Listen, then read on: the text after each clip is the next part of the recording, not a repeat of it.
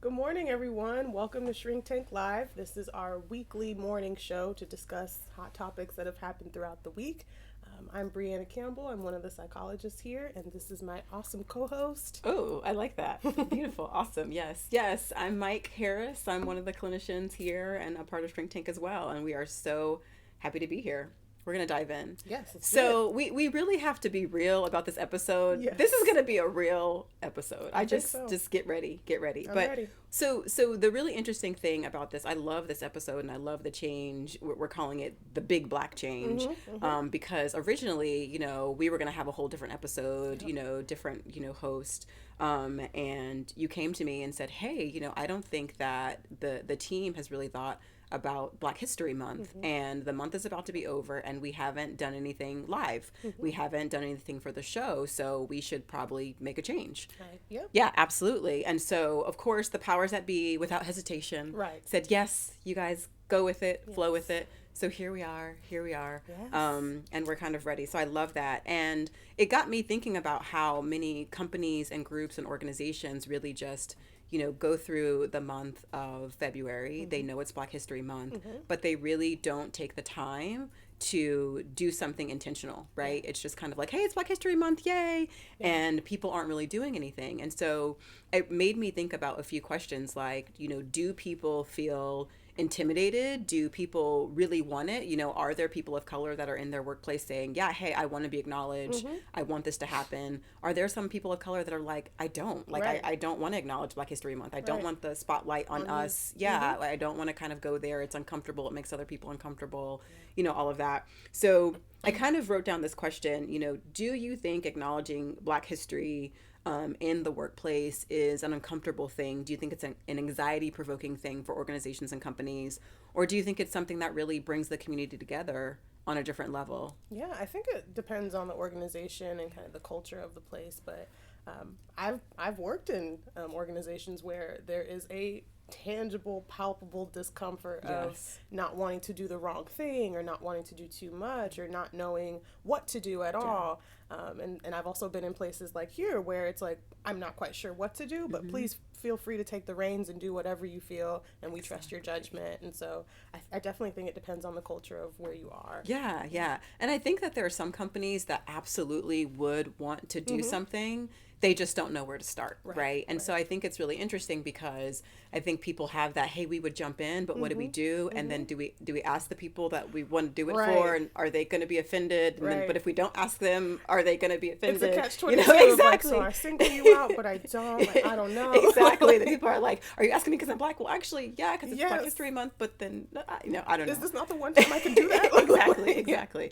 Which is kind of like, I don't know. It's sensitive, right? It It's is. sensitive, It is, And especially now. Yeah, I think now. And I think that there are some organizations that are like, hey, we're going to do this. And they dive right in and they get it right. They really get it right. And I think people feel, they kind of feel the comfort, and they feel that their company is acknowledging something about them, acknowledging something about their community, and they really feel more embraced, And so I think Black History Month is not just acknowledging all of the history that's going on from the past, but it's an opportunity for companies and organizations to come together and say, hey, we recognize you and we want to and we want to be intentional about that, So I think that's really good. So I love that we're doing this, and I love that we got the AOK, which I don't think was a surprise. I'll to be able admit, to do this. I was kind of nervous. Were you? I was kind of nervous because I saw the calendar and I was like, all right, well, I'm not seeing anything. Yeah. And me being relatively new here, I was just like, all right, will I feel upset if I didn't say anything? Exactly. Or will I be okay if things go on and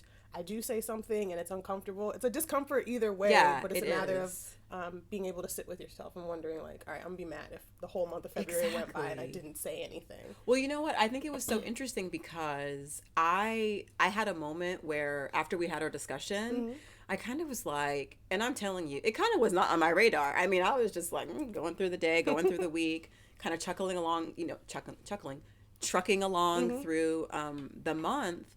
And so after you said something to me, I had a moment where I'm like, well, dang, you didn't even think of this. Like it wasn't even on your radar. Like, the month would have come and gone, and the shows would have taken place, and you wouldn't have thought twice about it, you know? And so I kind of had to check myself and go, why are you so caught up in things in a space where you weren't being intentional, or you weren't one of the team members to say, hey, let's make sure we do this, you know? So I really respected that you kind of stepped forward and did that, and here we are. So I think it's good.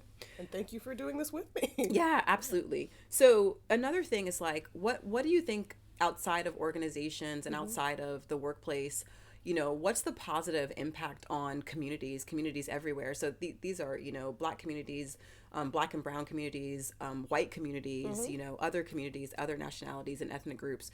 What do you think the positive impact of acknowledging Black History Month is on those communities?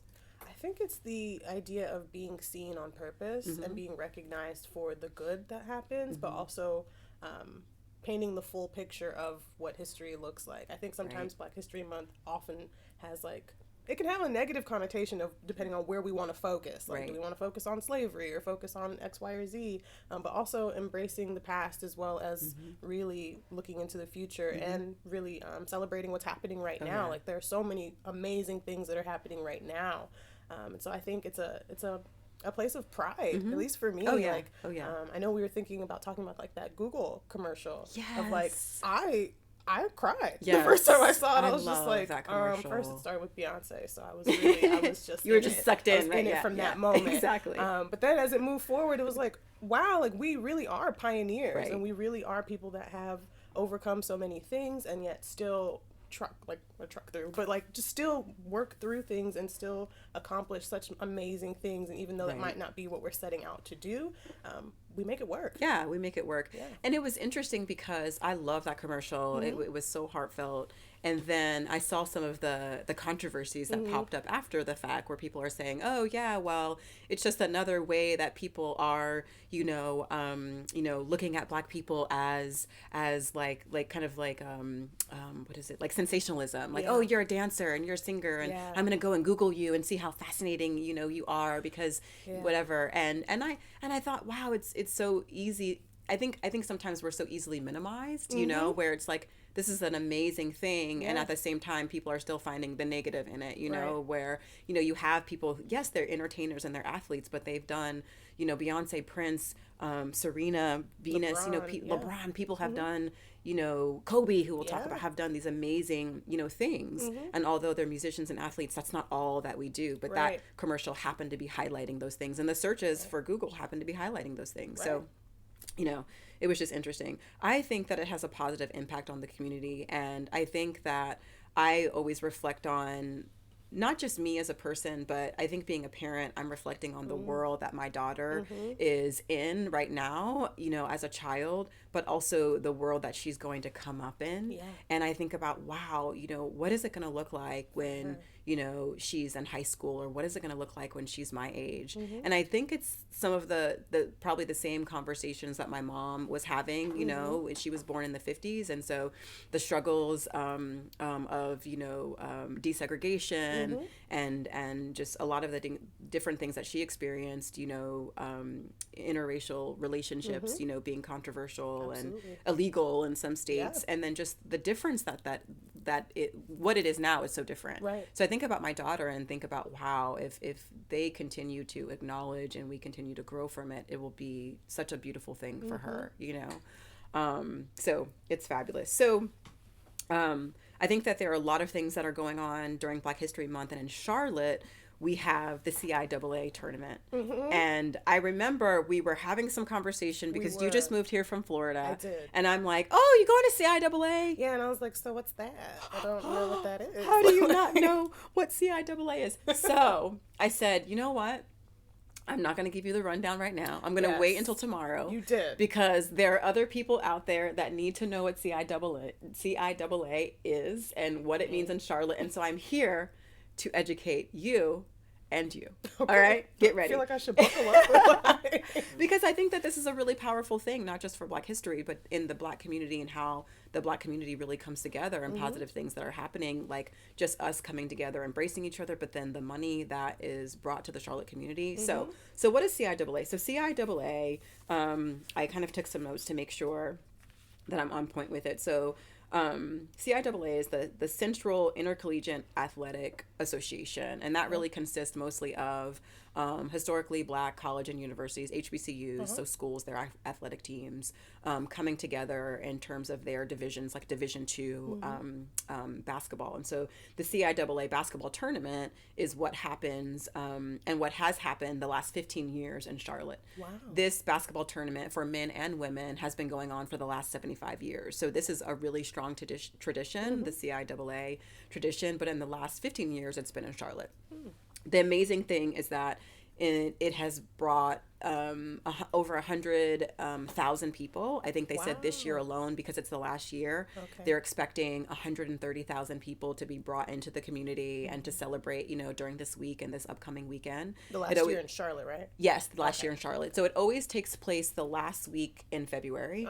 And then sometimes, starts that first week of March. But the contract ran out in 2020. And so they renewed or they started a new contract in Baltimore. So for 2021 through 2023, those 3 years, it'll be in Baltimore. Okay. And I'm telling you. That sounds lit. Okay, so I used to live in DMV. I used to live in Baltimore, and I cannot even imagine. It's about to be real out there. Baltimore, D.C., people from Philly, from New York, everybody that comes up from Atlanta. I mean, but, we have a good population in Charlotte, but that population is there. Yes, yeah. It's established. And then everybody that's going to come, so it's going to be crazy. Book your tickets. Get ready. So, what are some of the other things? So, here's a fact. How much money, how many millions of dollars do you think that the CIAA tournament brings to Charlotte each year? So there's merch, there's events, there's entertainment, hotel stays, nightlife, yes. Daylight, no. yes, day parties, night parties. I'm gonna say like 30 million. Yes. Okay. So you are close, and I actually thought the number was a little bit older, but a little bit lower. But when I went and did some research, I found out that almost 50 million, so a little over $47 million were brought to the Charlotte community last year. Yes. Isn't that amazing? Okay. I love it. The power of the dollar, the power of the black dollar. Yeah. So the thing that I like about this tournament, I think that people really,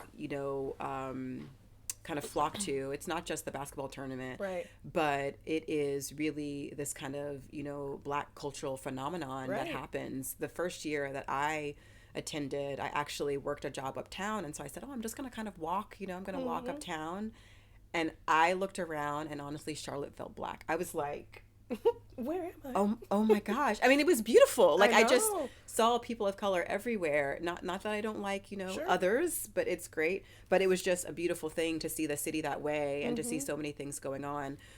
So there was an article that I read in the Charlotte Observer, and one of the writers referred to the CIAA tournament as a family reunion and a celebration of culture, right? Wow. Because there are so many things that are going on. There are the day same parties, time. midday parties, nighttime parties, different fraternities and sororities, Kappas, Qs come together. This is rich. Yes. I mean, they're earning money. I think there were $1 million in scholarships that were given from people that came into the community. There are professionals, there are athletes, there are musicians that come. Some of them donate their time, donate their money. I think the black MBAs, the black lawyers, black physicians, people are coming together and having events, during the day. I think there's a career fair that's happening. Today, Friday, there's Black Food Truck Friday. You said what now? Yes, exactly. Yeah, food. Yes. So yes. you said it's like and I think that's going to be on Freedom Drive. Okay. So we could pop over. I'm down. Listen. I told you don't want to get on your flight. You're not going to want to. You're going to feel so bad when you're on the plane. I booked it like a month ago. No one told me. I know. It's okay. We'll make an exception. So Shout they're out just to this person I'm getting on this flight for.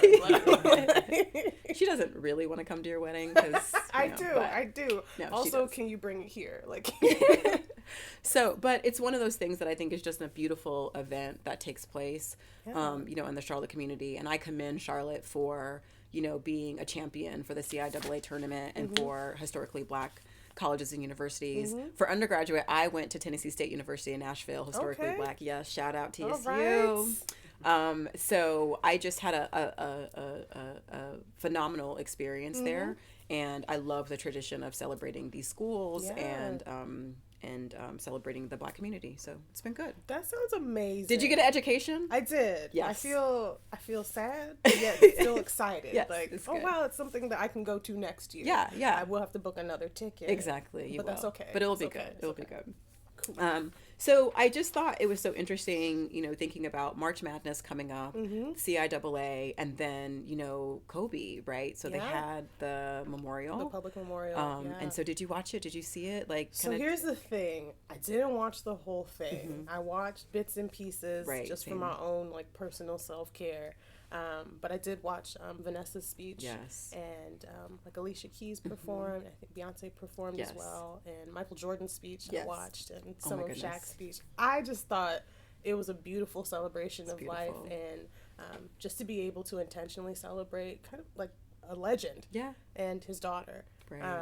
A legend in the making, pretty Yeah. much. And so I just thought it was a beautiful ceremony, and I'm just really glad that we were all able to partake in it at whatever level we were able to do. Yeah. But the thing that really stuck out for me with Kobe's memorial was just seeing Black men emote in a way that oftentimes isn't seen as okay. Yeah. Like seeing Black men cry, seeing Right. Black men embracing each other and crying and just consoling one another Yeah. without the use of humor, without the humor was used in Yeah, some places. that's true. Yeah. Some places, 'Cause but Michael like Jordan I'm did thinking about like All-Star Weekend, like where Allen Iverson hugged LeBron and he Right. just started weeping. Yeah, And it's yeah. just like how often do we see that as something that is okay and embraced in the community? And so for me, it was just so powerful to see that. So I think in my family, I don't remember seeing people cry, Yeah. especially men in my family. Like the only time I've seen men in my family cry is at a funeral. Right. That's Yeah. it. So. I think that there's such a stigma, right? Yeah. And not even just for Black men, but for men to True. not really show emotion Very true. and to not show affection, right? Like, so in certain areas, you can be on the football field, you can be on the basketball court, and you can kind of pop somebody on the bottom, and it's not an issue, you know. Right. But any other other context. place, any Yeah. other context or showing emotion, you can show kind of extreme excitement, or you can Right. show extreme anger, and Yes. it's accepted, right? Right. Like it's accepted on the court, it's accepted on the field. If somebody's crying because they won a championship, right? Right. Then it makes sense. If you're really angry because you lost the championship, it Right. makes sense.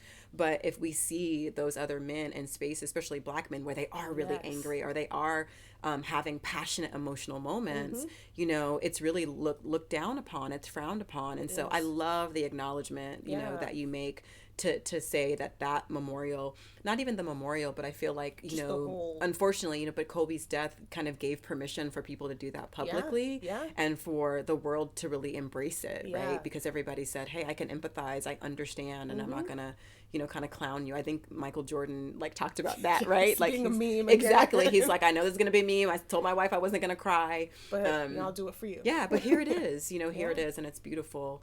And I loved that so many people were able to come together in a moment.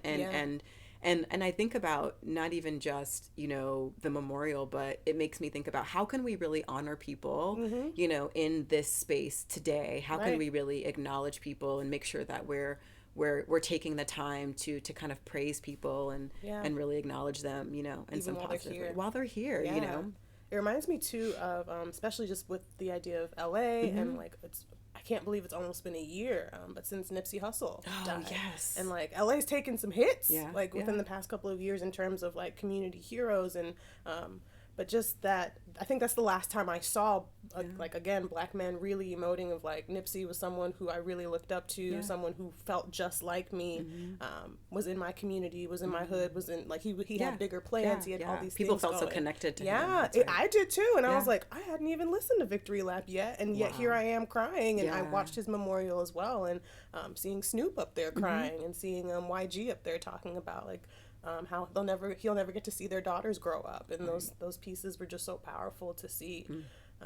But yeah, I think that being able to watch Black men be human Be human. I love is that. just a powerful. I love that. I think it's so interesting how, these spaces do create kind of opportunity for that. I think that there's a really kind of profound way that we can give permission to people to be human, right? And we can say, hey, you know, it's okay. And we embrace you and we're here for you. Right. And it doesn't have to be something tragic, you know, and it's an okay thing. Right. And so I think that it's going to say something about just loss in general. I kind of lost my thought. It may come back to me, but we'll see. What do you think about, you know, just some of the capitalizing on whether it's Nipsey Hussle, whether it's Kobe Bryant, you know, just the capitalizing. So I had a moment this week where I ordered something from a company that just like a hoodie that I had purchased something before. I really love their kind of tagline and logo slogan. And so they had like a 1-day tribute hoodie, and it had their stuff on the front, and then on the back it had the 24. And I sent it to a friend and said, hey, and they're in LA, and I said to her and her husband, hey, you know, look at this, you know, you might be interested in it. And I wasn't even thinking about some of the negative stuff, and she said, wow, I just hate that everybody's capitalizing on this, you know. And then I went and I was like, oh wait, actually, you know, 100% of the proceeds, you know, go to the organization that they started. And I think that there are a lot of people that are really trying to support that organization in their own way. Right. And, you know, she was just like, well, they are saying, the news is saying a lot of people are doing that and they're not really giving the funds, you know. And I kind of was like, I don't have any way of knowing, right? I'm going to support. But it made me think, wow, you know, it is unfortunate that people are capitalizing on these things. And in some ways it makes sense, right? But in other ways it doesn't. So it's, I don't know. It's kind of a, I don't know. What do you think about that? I feel kind of similar to you of like, I can see both sides, but I also feel like there's a cultural component that might not be recognized by everyone. Like growing up in Florida, like when someone dies, like you get a spray painted t-shirt of like rest in peace such and such, and people sell them or they give them out. It's like, that's not something that's strange to me, but I can also see that piece of like, you weren't selling them before, or you're trying to capitalize off someone's death whom maybe you didn't support when they were here. But for me, I think I don't really have a stance on it. I think if it speaks to me, then I'll purchase it. If it doesn't, I won't judge you for doing so. Yeah. To me, it was one of those things where I'm like, wow, I have the opportunity to, you know, have this in our household and really represent, you know, kind of Kobe in a different way, just kind of like Michael Jordan, you know, that kind of thing, and just those legends, and to have a little piece of that felt important to me. And if it was for profit, I probably still would have purchased it. And it was even better that it was going to an organization, and so I hope it makes it there. But it is something that we think we have to think about. But I think overall, I think that the memorial and people come together was so beautiful. And I bet if we were to go into that, into the stadium where they had it, what is it, the Staples Center? Yeah, if we were to go into the Staples Center and we looked around, I don't think that we would have seen one type of person. Nope. I think we would have seen men, and I guarantee there were men there, there were women there, there were young people, old people, Black, white, Asian, Latino, everything in between. And I think it's really great that one person can bring all these people together. So I really hope that we can find a way to unite, you know, not in just somebody's death, but we can find a way to unite, you know, with all our differences, we can come together and do that. And I think that event did that, you know, on 2/24. So, okay. Just the significance of the date too. Just, I know. Like, everything was just so intentional and so thought out, and just. Exactly. It was, you realize how, you know, it's like, oh, we only have so much time. What do we do with our time? And that kind of thing. And it's really interesting because I think that when we look at Kobe and we look at his significance on Black history, his significance on sports, we can really reflect on so many people that had impact, right? And kind of like, you know, coming back to Black History Month, there are so many people that are just doing phenomenal work now, that have done phenomenal work. I think it was really interesting how we got to see some of the, like, you know, Katherine Johnson, right? Like this week she passed away. I think she was 101 years old. What? That's what a crazy. Life. What a life. What have you seen at that point? Here's the thing. I was doing some reading on her, and I was going through and I was calculating, like I was looking up, like, okay, she was married before, right? And I think she was married twice. And I was looking up, like, you know, how long she was married, and her first marriage, I guess she was married, had 3 kids. her husband, I guess, ended up dying of like brain cancer or something. Oh, okay. And then she had this other life, and I was thinking, wow, we have these moments in life where all of this stuff is happening and we don't realize we have a whole nother life after that, you know, like after she was married, had her 3 kids, husband passed away, she had a whole life after that, right? And An amazing, crazy, you know, beautiful life. So Katherine Johnson is a prominent figure in African American history because she was a mathematician who worked for NASA for over 33 years. Her mathematic equations really helped to contribute to putting a man on the moon. She was a person who was acknowledged in the movie Hidden Figures. I think Taraji P. Henson played her. So people really came to know her through that film and know some of her work. So, you know, kind of rest in peace to Katherine Johnson and all the work that she's done. Some of it we will never know. I think I read that she she authored or co-authored over 26 research papers, you know, for NASA. Like, just what a brain. Just amazing. I think, and her legacy as well, like seeing NASA tweet out, like seeing NASA tweet and then seeing NASA tweet about Catherine's death and like acknowledging the impact and the footprint that she had. I love it. Was something that was really nice to see. It's fabulous. I want to come back and talk about like some of these other people that have an impact on Black history, but I'm looking at your hair. Okay. And I'm like, yes, flip it. I'm looking at how fabulous you look. Because I didn't see you yesterday, you know? No, I haven't seen you. And so I'm just like, yes, queen, I see you with your hair. And I love, and this is one of the things I do love about you being here, because we've had some really awesome conversations it's where like we've known each other for a very long time. Exactly. We haven't. We haven't. It's only been a few months. But I love, like, that day you came in, you said, hey, I have this card for you. Yes. When you had your blowout, right? Yes. You know, so shout out to her. Yes, and we both have natural hair, and so natural hair is a journey. And to work with someone who understands your natural hair journey is a beautiful thing. Yes. It's so beautiful. So you came into my office one day, you had this beautiful, you know, blowout, and you said, here's her card, here's the situation. Yep. She does braids also, you know, everything. And we were just like vibing, you know, on that. And honestly, like I just haven't had that, you know, in a workplace. It's pretty rare. Yeah, in a long time, you know, I had it in another situation where I have some good friends from my job before, you know, 5 years ago. And I remain friends, you know, with them to this day, and I have good friendships, you know, here. But it's just a little bit different when you can do that. So your hair looks amazing. I love it. Yours. I remember meeting you, and then a couple weeks into meeting you, I was just like, so like, where does she get her braids? Yes. Like, how do you ask that? Like, just navigating that piece of like, when is a good time to ask? And like, sometimes people don't like to tell where they get their hair done. It's like, wow, is it that exclusive? Yeah. Like, help me out. Because sometimes you're like really attached to your hair person. And you're like, I I mean, she's really good. But it's you know, but there's enough to go around. There is. There's enough beauty to go around. And so I love it. You put me on to some people, and I've tried to return the favor. That's right. I'm going to check it out. Yes. But you know what? It's funny talking about hair, because I think hair is also, it's been a big topic the last few years. Black hair, natural hair specifically. And so my daughter was homesick, so there were some times where I was home during the day this week that I wouldn't normally be home, but I always watch the Good Morning America show. Okay. And you know, Keke Palmer is on there, and they're talking about what's coming up on Michael, Sarah. And Keke later in the day. And so on Monday she had braids, you know, and then on Tuesday she had a little mini afro that was so cute. And then on Wednesday she had faux locks. I was like, come on, versatility. And here's the thing, just do it.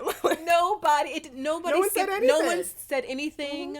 Nobody skipped a beat. Like, it was, and I was like, you know, I love it because, you know, there were some years ago where it was like, oh my gosh, your hair, this, that, you know, people would look at you funny. And the fact that you as a Black woman can go into your, not just your professional job, but you can go on national TV and you can have one hair, another hair over 3 days. I thought was amazing. And so it kind of just made me think about just our journey and how it's really being more embraced, and how, you know, we can talk about hair. We can do it on something, you know, a platform like this. And let people know, you know, ask your coworker Please. where they get their hair done. They Don't probably be shy. want you to ask. Yes, exactly. They're proud of it. But yeah, so just acknowledging your beauty and your hair, and, you know, all of that. And just the reality of that. So I think that was really cool, just to I kind of thought see that that was change. awesome. Yeah. I think too, it just speaks how far we've come in terms of conversations. Because I remember when I was interviewing for internship, and a couple of my grad school friends, there were 3 of us in the program. We're sitting there like, so do you wear your natural hair on the interview, or do you get a relaxer, or do you press your hair, or do you like, what are you going to do to appear professional for your internship? Right. And how soon after that are you going to change it? Yeah. Like how is that going to work? And just being able to negotiate.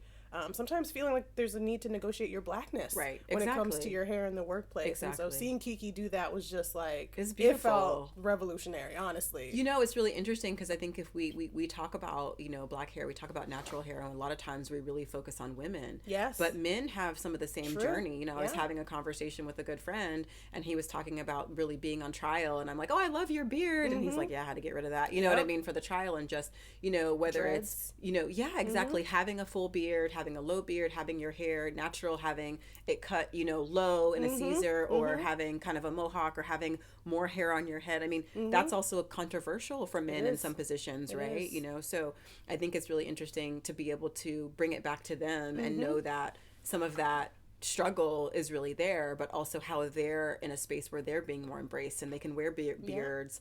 Men are just wearing beards in general, it is. Which I it's love. about that time. Beard gang. I yes.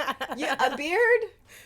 Don't get me started. Because a beard. That's for after. Yes, that's for after. It's a fabulous thing. But I love that men are doing that, men of all backgrounds, but then just being able to wear their hair in all kinds of funky ways, you know, black men too. So it's a really cool thing. And then, so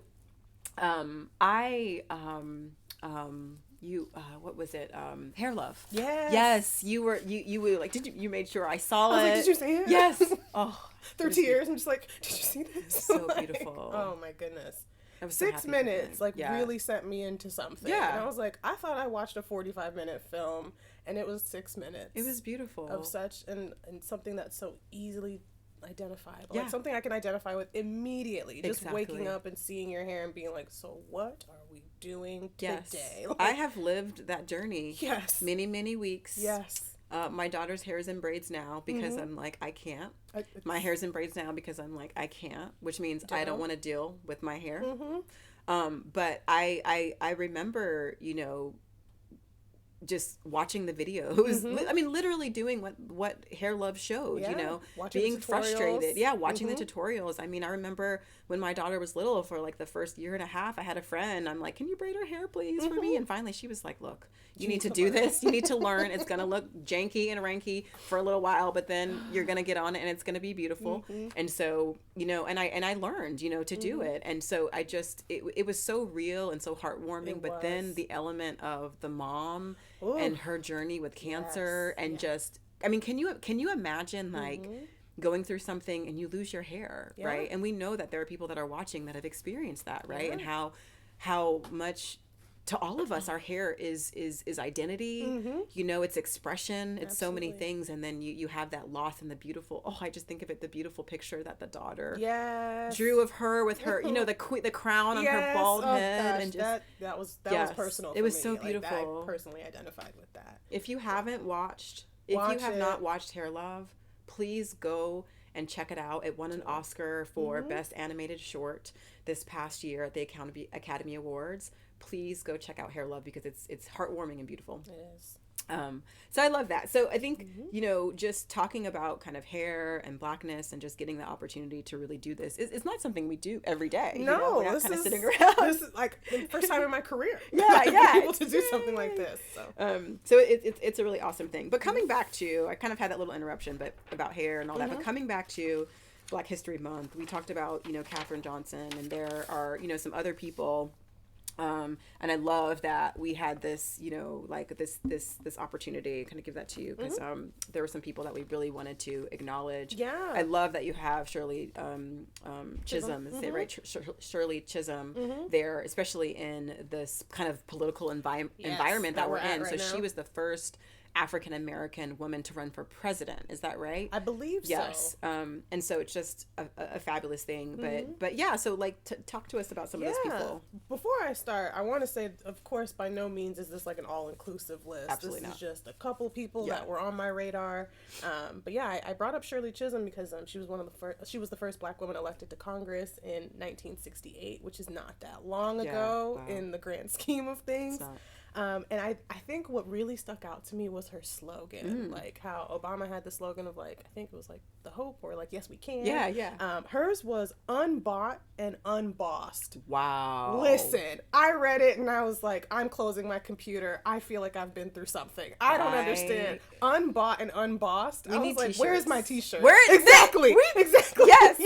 I'm sitting here like, we need to do that. Shirley knew. Yeah. Shirley knew. I was like, wow, that is powerful. Yeah. Especially in the time that she was in, like in the civil rights movement, and just being able to make such a boss move and a boss statement. Unbought and unbossed. But I don't even think that some people realize the power of that word.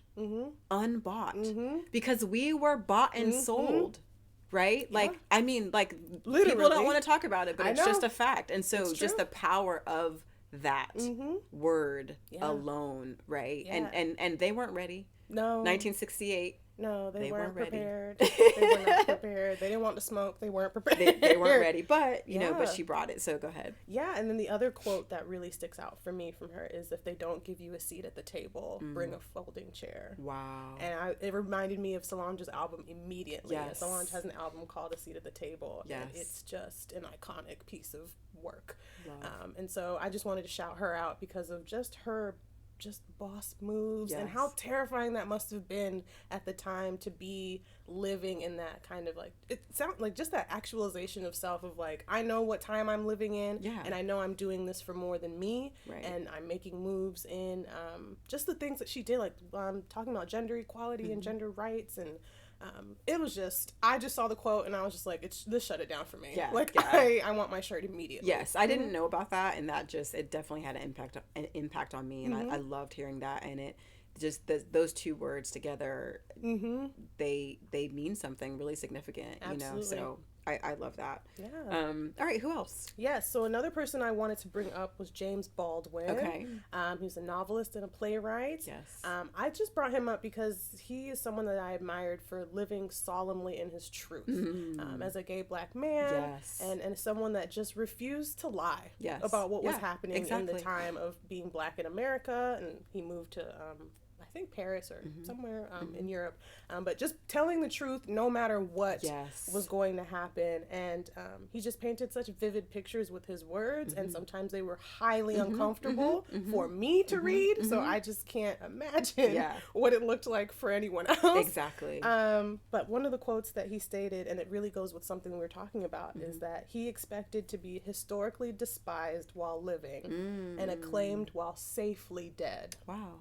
And that's the safely dead really stuck out to me, of like, that's the only time that there's like actual peace. Yeah. Especially when you were a person telling the truth at that time. That's and right. How tumultuous it was, and just, again, the courage. Unmatched. That's right. Like, I was reading something online, and it was a list of his works, right? And just kind of reading through, and a lot of the works that he had that were so personal, right? Yeah. Whether they were poetry or him really reflecting on his own life. I think Bill Street, if Bill Street could talk, right, that they made into a movie, and just the power of that Black love story, you know, and kind of putting that out there. And at the time, right, I mean, there are so many things that are highlighting Black love, the photograph, which I have not seen. We're gonna get it. We're gonna make that. We're gonna change that. I know. It needs to happen. Like, but, you know, just really telling the story of Black love in a way that people hadn't seen it, right? And talking about the good and the bad and the struggle and the impact of,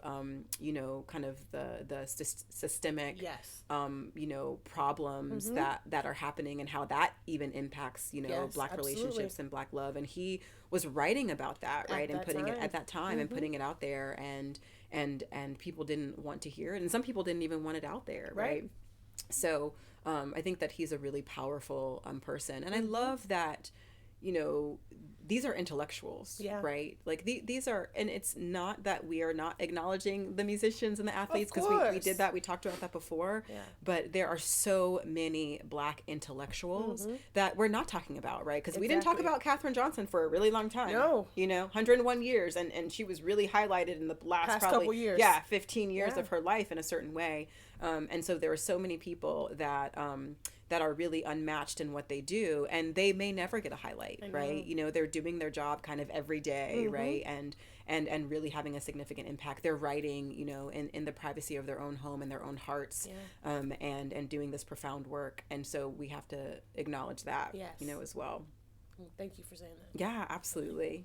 The other, this one isn't a person, it's a place that I had the honor of visiting. I think I went in 2018. Okay. It's the National Museum of African American History in Washington, and DC. I'm jealous. You haven't been yet? No, and here's the thing, you know, I used to live in the area. Yeah. And the sad thing is that when I would go back to visit, because it's so popular, I'm like, I'm going to be able to walk in, and people are like, well, do you have a ticket? Wait, what? I need a ticket. You need a ticket in advance. You do. To go, and I heard it's phenomenal. It is life-changing. Yeah. Like, it is honestly, it changed me. Like, wow. Just the 4 different levels, and it takes you, I just love that it embraces the idea that it's not just the idea of slavery. Like, it's slavery and everything else that's happened. And so I laughed, I cried, I was angry, I was triumphant. I think I did it in the wrong order, though. Okay. If I have advice for you, I will go from the bottom up. Okay. So the top is like where we are now. Yeah, okay. And like all the contributions we're making. Oh, you started now and then you went to the heavy. I started at the top and went to the bottom, and I was like, this feels horrible. Like, but it's the truth. Right. That's kind of a microcosm for life. You never want to start at the top and end at the bottom, right? Yeah. You started from the bottom. No, we're here. Now we're here. That's what we want. That's true. But yeah, start from the bottom. Exactly. Please do not do what I did. Yeah. Okay. I will remember that. But it's just such a great place that has such rich history, and it's the contributions of people that weren't just from America. Like, Black people aren't just from America. Like, talking about like the Haitian Revolution and Marcus Garvey and the like Back to Africa movement, and how people from the Caribbean, like, it was just a different stop on the slave ship, and that's where we got dropped off. Exactly. And that how racial identity has been formed, and how it's been used to separate us, but how it can also unite us. It's a beautiful place. 10 out of 10. I recommend. Do it. Love it. It's on the list. Well, as we start to wrap up, and as we really start to, you know, kind of bring this whole episode together, I think that it would be awesome to really think about, you know, how do you want to contribute to Black history, right? Like, I know. It's like, what do we want to do? I mean, I think there's this call of action that is so awesome to have, and the celebrations and all the things that, you know, are going on. But ultimately, you know, how do you, Brianna, want to contribute to Black history? Not just Black History Month, but Black history as a whole. Yeah, as a whole. I think for me, I just want to be someone that lives my truth and makes that okay for other people around me to do.